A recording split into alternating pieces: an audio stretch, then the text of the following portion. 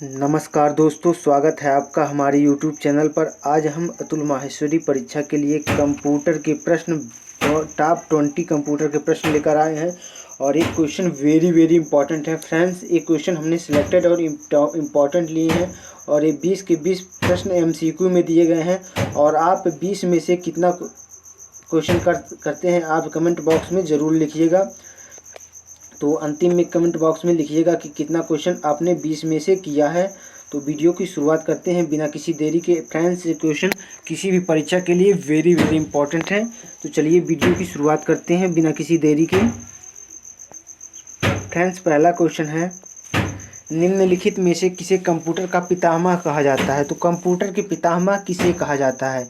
Father of computer कहा जाता है चार्ल्स बेबेज को। चार्ल्स बेबेज को फादर ऑफ कंप्यूटर कहा जाता है, याद रखिएगा। नेक्स्ट क्वेश्चन है, कंप्यूटर के विकास में सर्वाधिक योगदान किसका है? तो कंप्यूटर के विकास में सर्वाधिक योगदान था वॉन न्यूमैन का। यह तो क्वेश्चन हमने लिख ही दिया था, आप आंसर इसको वॉन न्यूमैन हो गया। आगे कोई क्वेश्चन ऐसा नहीं मिलेगा जिसका आंसर दिया रहेगा। नेक्स्ट क्वेश्चन है, प्रथम अंकीय कंप्यूटर के ब्लूप्रिंट के विकास में सर्वाधिक योगदान किसका है? तो ब्लूप्रिंट याद रखिएगा, वेरी इंपॉर्टेंट क्वेश्चन है, हर एक एग्जाम में पूछा जाता है। ब्लूप्रिंट के विकास में सर्वाधिक योगदान था चार्ल्स बेबेज जी का। चार्ल्स बेबेज जी का ब्लूप्रिंट के विकास में भी योगदान था। नेक्स्ट क्वेश्चन है, सर्वप्रथम आधुनिक कंप्यूटर की खोज किसने की थी, कब हुई थी? तो सर्वप्रथम आधुनिक कंप्यूटर की जो खोज हुई थी वो हुई थी 1946 में। 1946 में आधुनिक कंप्यूटर की खोज हुई थी। नेक्स्ट क्वेश्चन है, कंप्यूटर की भौतिक बनावट क्या कहलाती है? तो कंप्यूटर की भौतिक बनावट को क्या कहते हैं? कंप्यूटर की जो भौतिक बनावट होती है उसे हार्डवेयर कहते हैं और कंप्यूटर की आंतरिक बनावट जिसमें ऐप्स वेप्स रहते हैं उन्हें सॉफ्टवेयर कहा जाता है। नेक्स्ट क्वेश्चन है, कंप्यूटर के संचालन में प्रयुक्त प्रोग्राम, नियम तथा कंप्यूटर क्रियाओं से संबंधित अन्य लिखित सामग्री को क्या कहा जाता है? तो हमने क्या कहा कि ऐप्स, प्रोग्राम, नियम और कंप्यूटर क्रिया से इस सभी चीज़ें जिसमें संबंधित होगी उसको हम क्या कहेंगे? उसको हम कहेंगे सॉफ्टवेयर। क्या कहेंगे? सॉफ्टवेयर। और हार्डवेयर उनके बाहरी रूप को कहा जाता है हार्डवेयर और सॉफ्टवेयर कहा जाता है उनके आंतरिक रूप को। नेक्स्ट क्वेश्चन है, कंप्यूटर का नियंत्रण भाग कौन सा है? तो कंप्यूटर का नियंत्रक भाग होता है हमारा CPU। CPU जिसे कहते हैं उसे कंप्यूटर का नियंत्रक भाग कहा जाता है, CPU को। नेक्स्ट क्वेश्चन देख लेते हैं, वह हार्डवेयर डिवाइस नहीं है, वह हार्डवेयर डिवाइस कौन सी है? वह हार्डवेयर डिवाइस कौन सी है जिसे आमतौर पर कंप्यूटर का ब्रेन कहा जाता है? कंप्यूटर का ब्रेन कहे जाने वाली हार्डवेयर डिवाइस कौन सी है? तो कंप्यूटर का ब्रेन कहे जाने वाली हार्डवेयर डिवाइस होती है CPU। CPU को कंप्यूटर का ब्रेन कहा जाता है। CPU is a computer mind. CPU computer का ब्रेन है, याद रखिएगा। नेक्स्ट क्वेश्चन है, कंप्यूटर का सबसे महत्वपूर्ण भाग है, तो कंप्यूटर का सबसे महत्वपूर्ण भाग कौन सा होता है? CPU क्या कंप्यूटर का सबसे महत्वपूर्ण भाग है, या कीबोर्ड है, या डिस्क है, या प्रिंटर है? तो कंप्यूटर का सबसे महत्वपूर्ण भाग जो होता है वो हमारा CPU ही होता है। CPU कंप्यूटर का महत्वपूर्ण भाग होता है। CPU के बिना कंप्यूटर कार्य ही नहीं करेगा। CPU ही सभी क्रियाओं का आदान प्रदान करता है, याद रखिएगा, CPU का ही सभी कार्य होता है। नेक्स्ट क्वेश्चन है, कंप्यूटर हार्डवेयर जो आंकड़ों की बहुत अधिक मात्रा को भंडार में रख सकता है कहलाता है। कह रहा है कंप्यूटर हार्डवेयर जो आंकड़ों की बहुत अधिक मात्रा को भंडार में रख सकता है उसे क्या कहते हैं? तो हो जाएगा हमारा चिप। चिप में जैसे हम मोबाइल में चिप लगाते हैं उसमें कई फिल्में डाउनलोड करके रख सकते हैं चिप में। तो वो कई 1 GB का होगा तो 1 GB स्टोरेज होगा, 2 GB का होगा तो 2 GB स्टोरेज होगा, 32 GB का होगा तो 32 GB, 16 GB का होगा तो 16 GB, 8 GB का होगा 8 GB, यानी कि जितने GB का होगा उतने GB स्टोरेज हम हार्डवेयर के जो आंकड़ों को हम उसमें रख सकते हैं। तो ऑप्शन बी हमारा राइट आंसर हो जाएगा। नेक्स्ट क्वेश्चन देखते हैं, इंटीग्रेटेड सर्किट चिप का विकास किसने किया था? तो इंटीग्रेटेड सर्किट चिप का विकास किसने किया था पूछा है। इंटीग्रेटेड सर्किट चिप का विकास, तो इंटीग्रेटेड सर्किट चिप का विकास लिख लीजिएगा, J.S. किल्वी ने इंटीग्रेटेड सर्किट का विकास किया था। लिख लीजिएगा, J.S. किल्वी ने इंटीग्रेटेड सर्किट का चिप का विकास किया था। नेक्स्ट क्वेश्चन है, आईसी पर किसकी परत होती है? तो आईसी जो होता है इंटीग्रेटेड सर्किट पर किसकी परत होती है? तो इंटीग्रेटेड सर्किट पर याद रखिएगा, वेरी वेरी इंपॉर्टेंट क्वेश्चन है। इंटीग्रेटेड सर्किट चिप पर सिलिकॉन परत होती है। किसकी परत होती है? सिलिकॉन की परत। सिलिकॉन की परत इंटीग्रेटेड सर्किट चिप पर होती है, याद रखिएगा। नेक्स्ट क्वेश्चन है, चुंबकीय डिस्क किस पदार्थ की बनी होती है? तो चुंबकीय डिस्क तरह किस पदार्थ की बनी होती है? Iron oxide, phosphorus pentoxide, magnesium oxide और सोडियम पेरोक्साइड।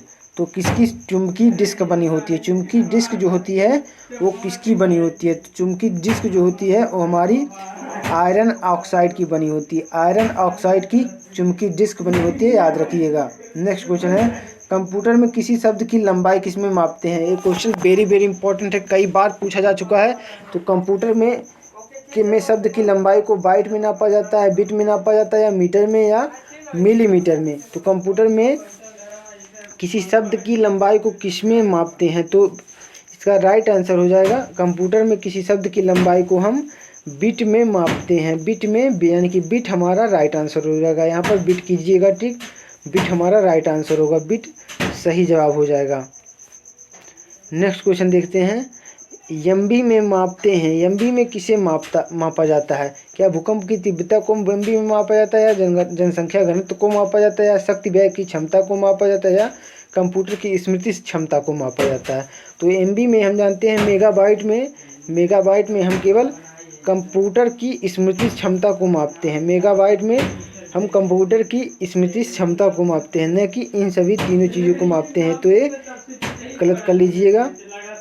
नेक्स्ट क्वेश्चन है, स्टोरेज माध्यम की क्षमता की इकाई है। तो स्टोरेज की क्षमता की इकाई मतलब सबसे छोटी राशि क्या है स्टोरेज की? यानी कि स्टोरेज की सबसे छोटी राशि क्या है? कह रहा है कि स्टोरेज की सबसे छोटी राशि होती है बाइट। बाइट सबसे छोटी राशि है स्टोरेज की, याद रखिएगा। बाइट सबसे छोटी राशि होती है स्टोरेज की।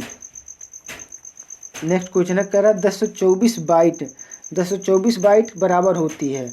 तो 1024 बाइट किसके बराबर होती है? तो 1024 बाइट एक टीबी के बराबर। टीबी तो बहुत बड़ी राशि है, इसके बराबर नहीं होगी। एक जीबी के बराबर, जीबी तो बहुत बड़ी राशि है। एक एमबी के बराबर, एक एमबी के बराबर भी नहीं होगी। एक केबी के बराबर होती है। 1024 बाइट एक केबी के बराबर होती है, याद रखिएगा। 1024 बाइट से एक केबी का निर्माण होता है और 1024 केबी से एक एमबी का निर्माण होता है। इसी प्रकार आगे क्रम बढ़ता रहता है। जैसे 1024 बाइट मिलकर एक केबी बनाते हैं, 224 केबी मिलकर एक एमबी बनाते हैं, और 224 एमबी मिलाकर एक जीबी बनाते हैं, और 224 जीबी मिलकर एक टीबी बनाते हैं। तो इसी प्रकार आप अपने आप में व्यवस्थित कर लीजिएगा। नेक्स्ट क्वेश्चन है, किसी प्रोग्राम में बग क्या होती है? तो प्रोग्राम में बग को क्या कहा जाता है? तो याद रखिएगा कि बग शब्द जहाँ भी आए, कंप्यूटर में बग शब्द जहाँ भी आए उसका मतलब होता है गलती। उसका मतलब क्या होता है? गलती।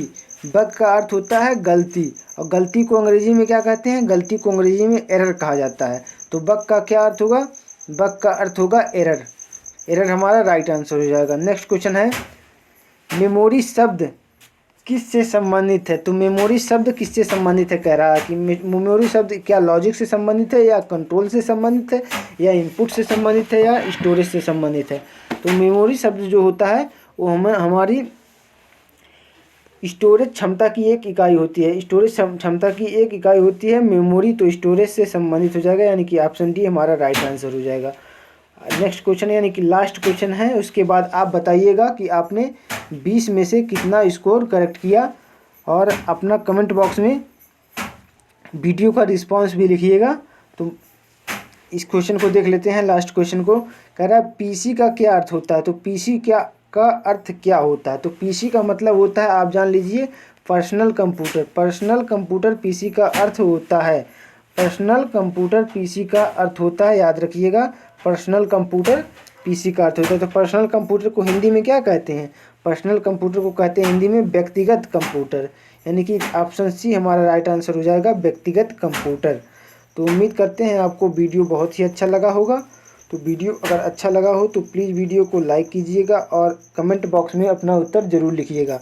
और कम से कम 20 में से 13-14 क्वेश्चन तो आपको आने ही चाहिए। तो मिलते हैं नेक्स्ट वीडियो में, तब तक के लिए जय हिंद जय भारत। वीडियो देखने के लिए आपका बहुत बहुत धन्यवाद।